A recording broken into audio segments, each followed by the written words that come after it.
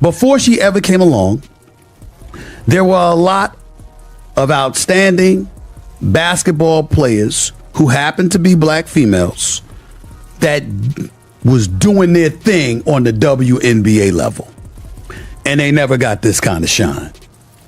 This girl, the Golden Goose, comes along and she wreaks havoc. She's the Rookie of the Year. She's 4th in the league in MVP voting. There is a war happening right now, and it has absolutely nothing to do with what's happening on the basketball court. For generations, professional sports operated on one ironclad, unspoken code. You compete, you bleed, you battle for every single possession, and when that final buzzer sounds, you shake hands, you walk off the floor, and whatever happened between those lines stays between those lines. That was the deal. That was the sacred agreement between athletes, fans, and the media. What happened on the court stayed on the court. But that era is completely, permanently, and brutally dead. We are now living in a completely different world. A world where a single post-game sentence can ignite a firestorm so massive, so uncontrollable that it swallows an entire league whole. A world where one press conference can do more damage than any physical foul ever could. And right now, in the middle of the hottest, most explosive WNBA season in the league's entire history, that firestorm has officially arrived, and nobody inside that front office knows how to put it out. What started as a dominant, one-sided basketball game between the Indiana Fever and the Connecticut Sun has somehow spiraled into the most talked about, most dissected, most genuinely shocking sports controversy in recent memory. We're talking about fabricated rumors that went globally viral. We're talking about an athlete's entire legacy being targeted by a coordinated digital attack built entirely on lies. We're talking about one of the most unfiltered, fearless post-game statements a player has delivered in years. And we're talking about Stephen A. Smith grabbing a live microphone and saying everything that the league's power brokers desperately did not want said out loud. This story has layers, and we are going to peel every single one of them back.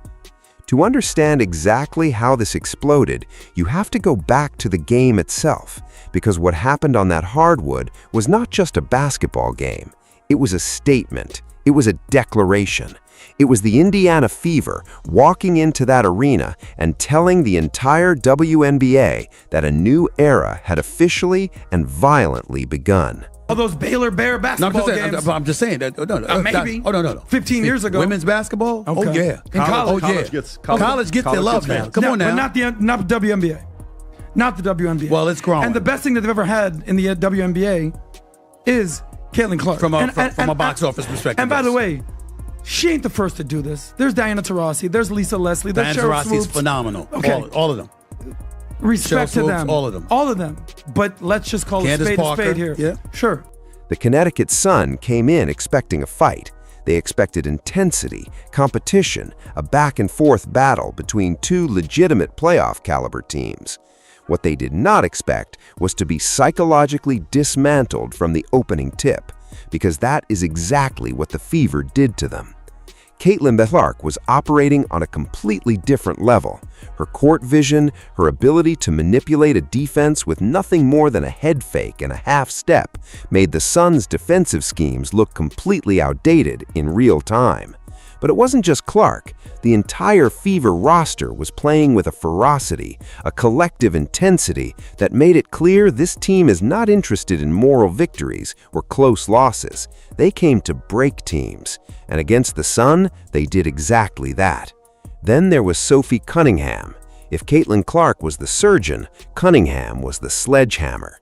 Every screen she set had bad intentions written all over it. Every contested possession felt like a personal challenge. She was physical, relentless, and completely unapologetic about the way she plays the game. And the Sun, anchored by the towering presence of Brittney Griner, simply could not find an answer. Griner, who stands at 6 feet 9 inches, is one of the most physically imposing players in the history of women's basketball.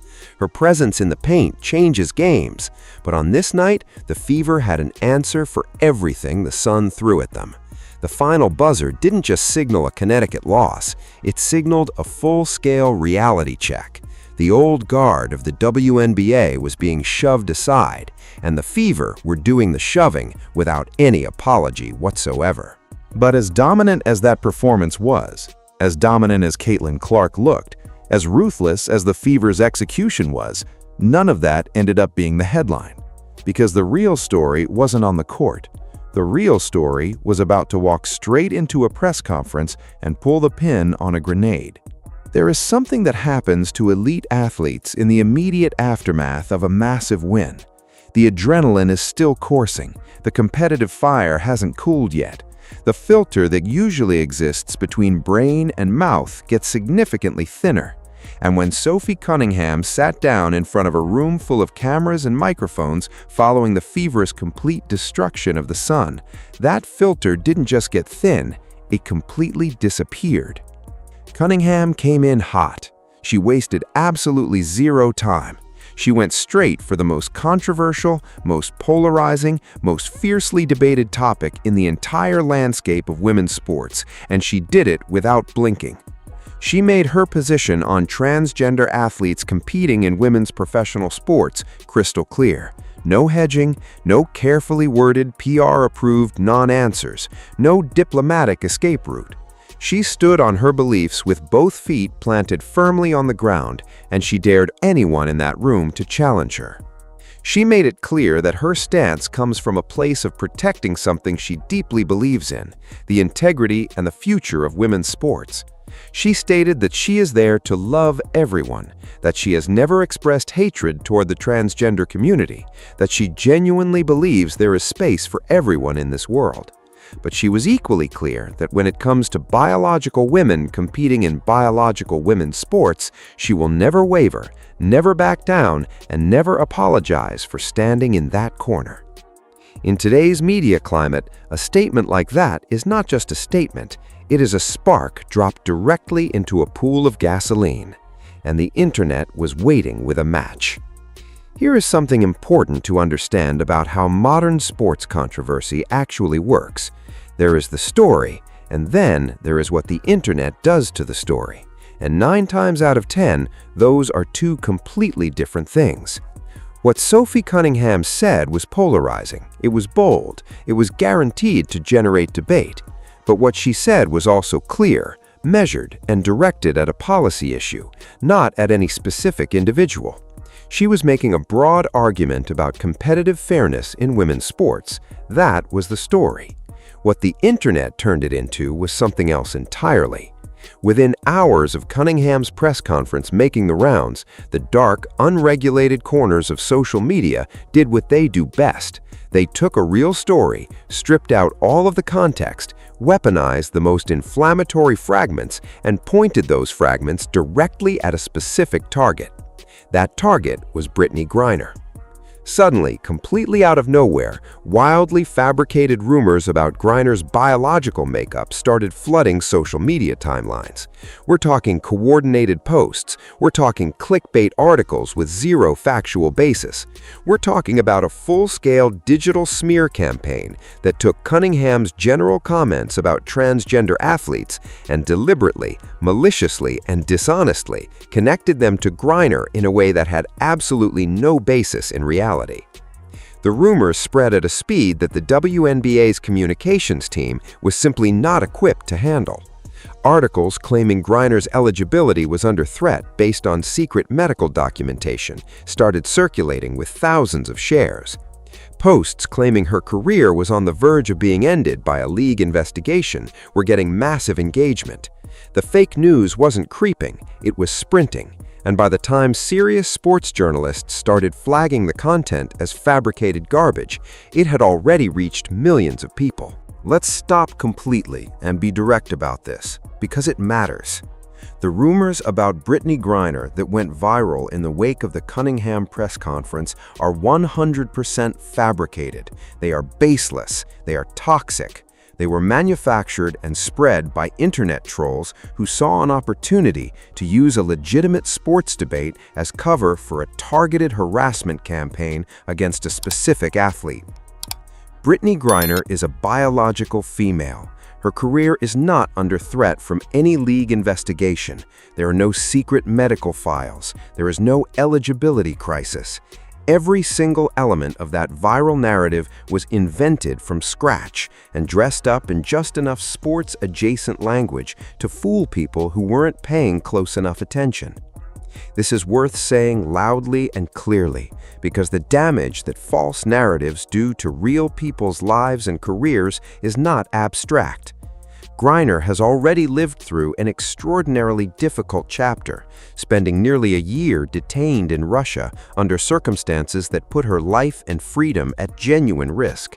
She came back, she fought back, she returned to the court, and the idea that a coordinated internet harassment campaign built entirely on lies could further damage her reputation and her legacy is not just unfair, it is genuinely disgusting. The people who created and spread those rumors were not making a political argument. They were not participating in a legitimate debate about sports policy. They were running a targeted attack on a real human being using completely invented information. That needs to be called out directly, without any softening. But while the misinformation was spreading, and while the NBA's front office was scrambling behind closed doors, one voice decided enough was enough. And that voice belonged to someone who has never, in his entire career, been accused of staying quiet when things get uncomfortable. Stephen A. Smith has been one of the most dominant forces in sports media for decades. Love him or despise him, and there are plenty of people firmly in both camps, the man commands attention whenever he opens his mouth. His platform is massive, his opinions carry weight, and when a story reaches the level of noise that this one reached, it was only a matter of time before he stepped directly into the middle of it, and he did not come in gently.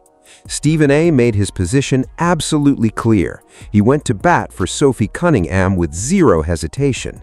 He argued loudly, emphatically, and without any diplomatic cushioning that Cunningham had every right to voice her opinion on transgender athletes in women's sports. He pushed back hard against the critics who immediately tried to frame her comments as hateful, as bigoted, as worthy of cancellation. He said directly that opposing transgender participation in female sports is not the same thing as hating transgender people, and that conflating the two is intellectually dishonest. He pointed to the broader fairness argument. He brought up Leah Thomas, the swimmer who competed at an elite level as a male before transitioning and then immediately became a national champion competing against biological females. He framed that example as exactly the kind of situation that people like Cunningham are concerned about, and he argued that raising that concern does not make you a hateful person. It makes you someone who cares about competitive fairness. But Stephen A. did not stop there, because as strongly as he defended Cunningham's right to her opinions, he simultaneously called out the ugly, inexcusable behavior of the internet mob that hijacked this story.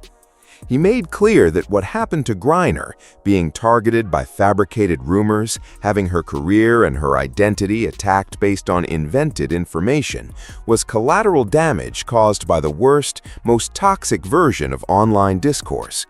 He acknowledged the human cost of that kind of digital pile-on, even as he defended the original speaker, who had no control over how her words were twisted. What Stephen A. actually did in that moment was more complicated and more valuable than just picking a side. He drew a line. He said, "You can debate policy, you can argue about fairness in sports, you can have strong, passionate, uncomfortable opinions, but what you cannot do, what is not acceptable under any framing, is manufacture lies about a specific individual and use those lies as weapons." Those are two completely different conversations, and the internet collapsed them into one. Stephen A. refused to let that collapse go unaddressed. And that brings us to the bigger picture, because this controversy, as explosive as it is not happening in a vacuum. It is happening at the exact moment that the WNBA is experiencing the most significant growth period in its entire history. The numbers don't lie. Viewership is up, attendance is up. The cultural conversation around women's basketball has never been louder or more mainstream. And sitting right at the center of that explosion is Caitlin Clark, a player who has done something that very few athletes in any sport ever managed to do. She has made people who never cared about women's basketball genuinely care. She has dragged the WNBA into the center of the sports conversation in a way that even the league's most optimistic executives probably didn't see coming this fast.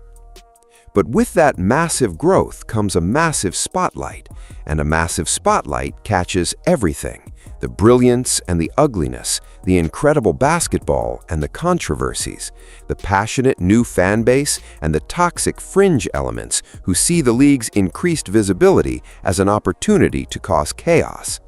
The WNBA is experiencing something it has never really had to manage at this scale before: genuine, mainstream, high-stakes scrutiny.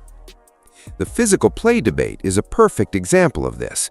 Griner's screen on Clark, the one that set off part of this conversation about physicality and accountability on the court, is exactly the kind of play that would have gone relatively unnoticed in a less watched era of the league. Now it becomes a national debate. Now it gets broken down frame by frame. Now it generates thousands of takes from people who had never watched a WNBA game 6 months ago. Is that a bad thing? Not necessarily. Debate drives engagement. Controversy creates eyeballs. Eyeballs create revenue. Revenue creates better contracts, bigger arenas, more visibility. The cycle feeds itself. But the danger is when the volume of the noise completely drowns out the substance of the sport itself. When the story stops being about the basketball and starts being entirely about the media storm surrounding the basketball, you start to lose something essential about what made people care in the first place. The WNBA right now is walking a razor's edge. The Fever are playing some of the most exciting, dominant basketball the league has seen in years. The rivalries are real, the talent is genuine, the growth is legitimate. But the league is also sitting on a pressure cooker of cultural tension, political debate, and online toxicity that could, if mishandled, undermine everything that growth has built. And nobody seems to have a clear plan for how to manage that pressure. Not the front office, not the media, not the players. Everyone is improvising in real time, and in that kind of environment, every single press conference becomes a potential explosion waiting to happen. So where does all of this leave us? Sophie Cunningham said what she believed. She didn't hide it, didn't soften it, and didn't apologize for it. Whether you agree with her position or not, there is something undeniably significant about an athlete willing to stand in front of cameras and say something genuinely controversial without reaching for the safe, carefully rehearsed non-answer. The sports world has become so saturated with media-trained, corporate-approved responses that actual honesty, even uncomfortable honesty, almost feels shocking by comparison. Brittney Griner did nothing wrong. She played a basketball game. She set a physical screen, the kind of hard, aggressive play that has always been part of the sport at every level, and she became the target of a fabricated internet smear campaign that had nothing to do with her and everything to do with the ugliest impulses of online culture. She deserves better than that. Full stop. Stephen A. Smith did what he does. He grabbed the microphone, he made noise, he defended someone he believed was being unfairly attacked, and he called out behavior that deserved to be called out. You can agree or disagree with every specific position he took, but the core point he made, that there is a fundamental difference between having a controversial opinion and weaponizing lies against a specific person, is a distinction that desperately needed to be made loudly in this moment. And the WNBA is at a genuine crossroads. The league is more relevant than it has ever been. The talent is real. The stories are compelling. The fan base is growing. But the infrastructure, the media strategy, the crisis management, the ability to handle the kind of cultural scrutiny that comes with being a mainstream league is still catching up. And until that gap closes, every game, every press conference, every controversial opinion is going to carry the potential to become exactly this kind of uncontrollable wildfire. The question that nobody inside that league can fully answer yet is a simple one. Is the biggest threat to the WNBA's future coming from the competition on the court or from the chaos happening everywhere else? Drop your most honest take in the comments right now, because this conversation is far from over.